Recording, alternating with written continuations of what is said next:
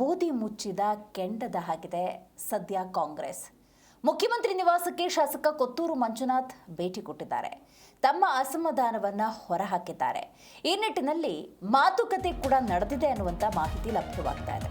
ಹೌದು, ಸಚಿವ ಸಂಪುಟ ವಿಸ್ತರಣೆಯಾದ ನಂತರದ ಸಂದರ್ಭದಲ್ಲಿ ಕಾಂಗ್ರೆಸ್ ಆಗಿ ಉಳ್ಕೊಂಡಿಲ್ಲ. ಬಹಳಷ್ಟು ಅಸಮಾಧಾನ ಸ್ಫೋಟವಾಗ್ತಾ ಇದೆ.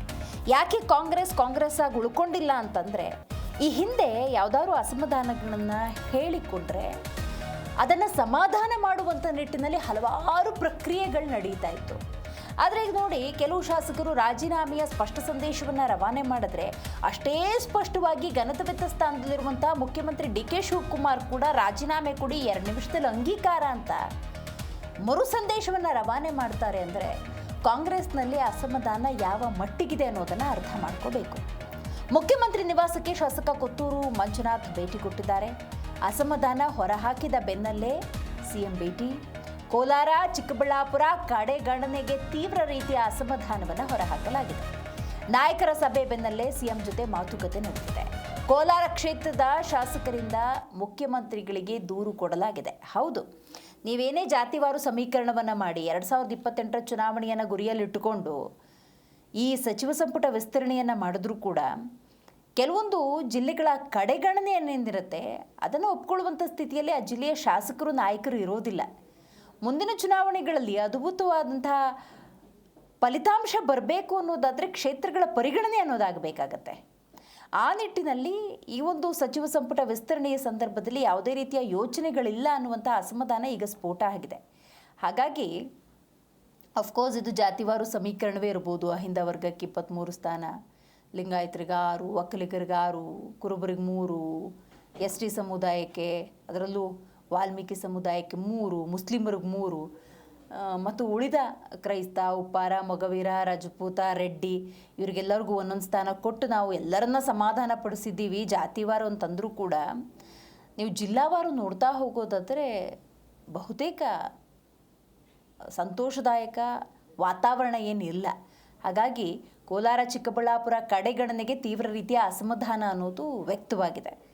ಸೊ ಹಾಗಾಗಿ ಯಾವ ರೀತಿಯ ಮಾತುಕತೆ ನಡೆದಿದೆ, ಯಾವ ರೀತಿ ಸಮಾಧಾನ ಪಡಿಸಿದ್ದಾರೆ, ಇದು ಕೂಡ ಬಹಳ ಮುಖ್ಯ ಆಗುತ್ತೆ. ಈ ಬಗ್ಗೆ ಹೆಚ್ಚಿನ ಡೀಟೇಲ್ಸನ್ನು ನಮ್ಮ ಪ್ರತಿನಿಧಿ ರಾಜಪ್ಪ ನೀಡ್ತಾ ಹೋಗ್ತಾರೆ. ರಾಜಪ್ಪ, ಈ ಬಾರಿಯ ಸಚಿವ ಸಂಪುಟ ವಿಸ್ತರಣೆ ಅನ್ನೋದಾದರೆ ಜಾತಿವಾರು ಪ್ರಾತಿನಿಧ್ಯವನ್ನು ಕೊಟ್ಟಿದ್ದಾರೆ. ಬಟ್ ನಾವು ಜಿಲ್ಲಾವಾರು, ಕ್ಷೇತ್ರವಾರು ಅಂತ ನೋಡ್ತಾ ಹೋಗೋದಾದರೆ ಈ ಕೋಲಾರ, ಚಿಕ್ಕಬಳ್ಳಾಪುರ ಸಂಪೂರ್ಣ ಕಡೆಗಣನೆಯಾಗಿದೆ. ಈ ನಿಟ್ಟಿನಲ್ಲಿ ಅಸಮಾಧಾನ ಕೂಡ ಸ್ಫೋಟವಾಗ್ತಾ ಇದೆ.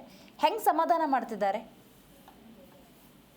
ದೇವೇಶ್ವರಿ, ಕೇವಲ ಕೋಲಾರ, ಚಿಕ್ಕಬಳ್ಳಾಪುರ ಒಟ್ಟು 9 ಜಿಲ್ಲೆಗಳಲ್ಲಿ ಪ್ರಾತಿನಿಧ್ಯನ ಕೊಡಲಾಗಿಲ್ಲ. ಕೊಡಗು ಸೇರಿದಂತೆ ಯಾದಗಿರಿ ಮತ್ತು ಬೆಂಗಳೂರು ಗ್ರಾಮಾಂತರ ಸೇರಿದಂತೆ ಒಟ್ಟು 9 ಜಿಲ್ಲೆಗಳನ್ನ ಉಡುಪಿ ಸೇರಿದಂತೆ ಒಟ್ಟು 9 ಜಿಲ್ಲೆಗಳಿಗೆ ಪ್ರಾತಿನಿಧ್ಯ ಕೊಡಲಾಗಿಲ್ಲ. ಈ ಒಂದು ಹಿನ್ನೆಲೆಯಲ್ಲಿ ಮೊನ್ನೆ ನಡೆದಂತ ಒಂದು ಸಭೆಯಲ್ಲಿ ಕೋಲಾರ ಮತ್ತು ಚಿಕ್ಕಬಳ್ಳಾಪುರ ಜಿಲ್ಲೆಯ 7 ಕಾಂಗ್ರೆಸ್ ಶಾಸಕರು ಸಭೆಯನ್ನು ಸೇರಿದ್ರು. ಸರಿ, ನಮ್ಮ ಜಿಲ್ಲೆಗೆ ಪ್ರಾತಿನಿಧ್ಯ ಕೊಡಲಾಗಿಲ್ಲ. ಆ ಪ್ರಾತಿನಿಧ್ಯ ಕೊಡ್ಲಿಕ್ಕೆ ಅಥವಾ ಕೈ ತಪ್ಪಲಿಕ್ಕೆ ಪ್ರಮುಖ ಕಾರಣ ಅಂತಂದ್ರೆ ಅದು KH ಮುನಿಯಪ್ಪನವರು. ಆ ಮುನಿಯಪ್ಪನವರ ಕಾರಣದಿಂದಾಗಿ ನಮ್ಮ 2 ಜಿಲ್ಲೆಗಳಿಗೆ ಪ್ರಾತಿನಿಧ್ಯ ಸಿಕ್ಕಿಲ್ಲ.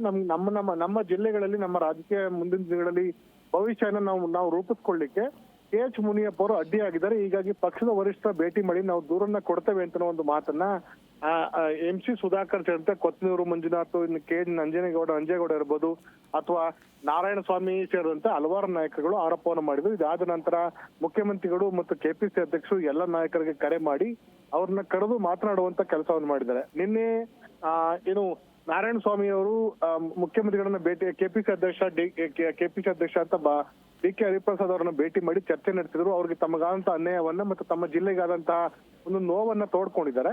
ಅದಾದ ನಂತರ ಕೊತ್ತೂರು ಮಂಜುನಾಥ್ ಅವರು ಇಂದು ಮುಖ್ಯಮಂತ್ರಿಗಳನ್ನ ಭೇಟಿ ಮಾಡಿ ಅವರು ತಮ್ಮ ಒಂದು ಜಿಲ್ಲೆಗೆ ಅನುದಾನವನ್ನ ಕೊಡೋದಿರ್ಬೋದು ಅಥವಾ ಜಿಲ್ಲಾ ಉಸ್ತುವಾರಿ ಸಚಿವ ಸ್ಥಾನ ಕೊಡೋದಿರ್ಬೋದು ಅಥವಾ ಇತರರಿಗೆ ಇನ್ನೂ ಸಹ ಕನಿಷ್ಠ ಸುಮಾರು 35 ವರ್ಷಗಳಿಂದ ನಿರಂತರವಾಗಿ ಆ ಒಂದು ಜಿಲ್ಲೆಗೆ ಯಾವುದೋ ಪ್ರಾತಿನಿಧ್ಯನ ಕೊಡುವಂತ ಪ್ರಯತ್ನವನ್ನು ಮಾಡಿಲ್ಲ.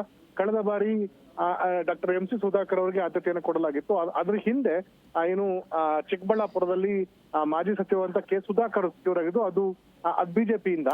ಹಾಗಾಗಿ ಕಾಂಗ್ರೆಸ್ ಇಂದ ನಿರಂತರವಾಗಿ ನಮ್ಗೆ ಈ ತರ ಒಂದು ತೊಂದರೆ ಆಗ್ತಾ ಇದೆ, ಅನ್ಯಾಯ ಆಗ್ತಾ ಇದೆ, ಕ್ಷೇತ್ರವನ್ನು ಅಭಿವೃದ್ಧಿ ಮಾಡ್ಲಿಕ್ಕೆ ನಮ್ಗೆ ಸಾಕಷ್ಟು ತೊಂದರೆ ಆಗ್ತದೆ ಅಂತ ಆರೋಪ ಮಾಡಿದ್ರು. ಇಂದು ಮುಖ್ಯಮಂತ್ರಿಗಳನ್ನ ಭೇಟಿ ಮಾಡ್ತಾ ಕೊತ್ತನೂರು ಮಂಜುನಾಥ್ ಅವರು ಸಚಿವ ಸ್ಥಾನವನ್ನು ಕೊಡಿ, ಇಲ್ಲದಿದ್ದಲ್ಲಿ ನಮ್ಗೆ ಅಗತ್ಯ ಅನುದಾನ ಕೊಡುವ ಮೂಲಕ ನಮ್ಮ ಕ್ಷೇತ್ರಗಳನ್ನ ಅಭಿವೃದ್ಧಿಯನ್ನು ಮಾಡಬೇಕು ಅಂತ ಮನವಿಯನ್ನ ಸಲ್ಲಿಸಿದ್ದಾರೆ. ಮುಖ್ಯಮಂತ್ರಿ ಅದಕ್ಕೆ ಸಹಮತಿಯನ್ನು ವ್ಯಕ್ತಪಡಿಸಿದ್ದಾರೆ. ಜೊತೆಗೆ ಈ ಎಲ್ಲಾ ಶಾಸಕರು ಯಾರೆಲ್ಲ ಅಸಮಾಧಾನಿತರಾಗಿದ್ದಾರೆ ಅವ್ರಿಗೆಲ್ಲರೂ ಸಹ ಮುಖ್ಯಮಂತ್ರಿಗಳು ಕರೆ ಮಾಡಿ ಭರವಸೆ ನೀಡಿದ್ದಾರೆ ಮತ್ತು ಮುಂದಿನ ದಿನಗಳಲ್ಲಿ ಸರಿಪಡಿಸುವ ಕೆಲಸ ಮಾಡ್ತೇವೆ. ಮುಖ್ಯಮಂತ್ರಿಗಳು ರಾಜಕೀಯ ಕಾರ್ಯದರ್ಶಿ ಹುದ್ದೆಗಳನ್ನ ಸುಮಾರು 4-5 ಹುದ್ದೆಗಳನ್ನ ಭರ್ತಿ ಮಾಡಬೇಕು ಅಂತ ಚಿಂತನೆ ಇದ್ದಾರೆ. ಅದರಲ್ಲಿ ಕೆಲವರಿಗೆ ಪ್ರಮುಖವಾಗಿ ಈ ಒಂದು ಮುಖ್ಯಮಂತ್ರಿಗಳು ರಾಜಕೀಯ ಕಾರ್ಯದರ್ಶಿ ಇರ್ಬೋದು, ಆರ್ಥಿಕ ಸಲಹೆಗಾರ ಇರ್ಬೋದು ಮತ್ತು ಪ್ಲಾನಿಂಗ್ ಡಿಪಾರ್ಟ್ಮೆಂಟ್ ಇರ್ಬೋದು, ಈ ರೀತಿ ಬೇರೆ ಬೇರೆ ಒಂದು ಹುದ್ದೆಗಳನ್ನು ನೀಡುವ ಮೂಲಕ ಸಮಾಧಾನ ಮಾಡ್ತೀವಿ ಅಂತ ಭರವಸೆಯನ್ನ ನಿನ್ನೆ ಮುಖ್ಯಮಂತ್ರಿಗಳು ನೀಡಿದ್ದಾರೆ. ಮತ್ತು ಸುರ್ಜೇವಾಲಾ ಸಹ ಕೆಲ ನಾಯಕರ ಜೊತೆ ಕರೆ ಮಾಡಿ ಮಾತುಕತೆ ನಡೆಸಿದ್ದಾರೆ. ಹೀಗಾಗಿ ಬಹುತೇಕ ಈ ಒಂದು ಅಸಮಾಧಾನ ಶಾಂತಿ ಆಗಿದೆ ಅಥವಾ ಸಮಾಧಾನ ಆಗಿದೆ ಅನ್ನೋ ರೀತಿ ಮೇಲ್ನೋಟ ಕಂಡು ಬಂದ್ರು ಸಹ ಆಂತರ್ಯದಲ್ಲಿ ಅಥವಾ ಒಳಗೊಳಗೆ ಈ ಒಂದು ಬೂದಿ ಮುಚ್ಚಿದ ಕೆಂಡದ ಪರಿಸ್ಥಿತಿ ಇದೆ. ಮುಂದಿನ ದಿನಗಳಲ್ಲಿ ಅಧಿವೇಶನ ಆರಂಭದ ಸಂದರ್ಭದಲ್ಲಿ ಎಲ್ಲಾ ನಾಯಕರು ಶಾಸಕರು ಒಟ್ಟಾಗಿ ಪಕ್ಷದ ವರಿಷ್ಠರನ್ನ ನಾವು ಮನವೊಲಿಸಬೇಕು ಅಂತ ಒಂದು ಮಾತುಕತೆ ನಡೆಸ್ತಾ ಇದ್ದಾರೆ. ಒಂದು ವೇಳೆ ಆ ರೀತಿ ಒಂದು ಪ್ರಕ್ರಿಯೆ ನಡೆದಿದ್ದೆ ಅದಲ್ಲಿ ಮುಂದಿನ ದಿನಗಳಲ್ಲಿ ಕಾಂಗ್ರೆಸ್ ಪಕ್ಷಕ್ಕೆ ಒಂದಷ್ಟು ಸಮಸ್ಯೆ ಆಗ್ಬೋದು. ಅಷ್ಟು ಒಳಗಾಗಿ ಸಮಸ್ಯೆನ ಇತ್ಯರ್ಥ ಮಾಡ್ಲಿಕ್ಕೆ ಮುಖ್ಯಮಂತ್ರಿಗಳು ಏನ್ ಕ್ರಮವನ್ನು ಕೈಗೊಳ್ತಾರೆ, ಸುರ್ಜೇವಾಲಾ ಅವರು ಬೆಂಗಳೂರಿನಲ್ಲಿ ಇದ್ದಾರೆ, ಅವರು ಸಹ ಚರ್ಚೆ ನಡೆಸ್ತಾರೆ. ಯಾವೆಲ್ಲ ಕ್ರಮಗಳನ್ನು ಕೈಗೊಳ್ತಾರೆ, ಈಗ ಕೊಟ್ಟರೆ ಭರವಸೆಗಳನ್ನು ಆದಷ್ಟು ಬೇಗ ಈಡೇರ್ತಾವ ಅಂತ ಅನ್ನೋದನ್ನ ಕಾದ್ ನೋಡ್ಬೇಕಾದ ದಿವಸ. ಥ್ಯಾಂಕ್ ಯು ನಿಮ್ಮೆಲ್ಲ ಮಾಹಿತಿಗಾಗಿ ರಾಜಪ್ಪ.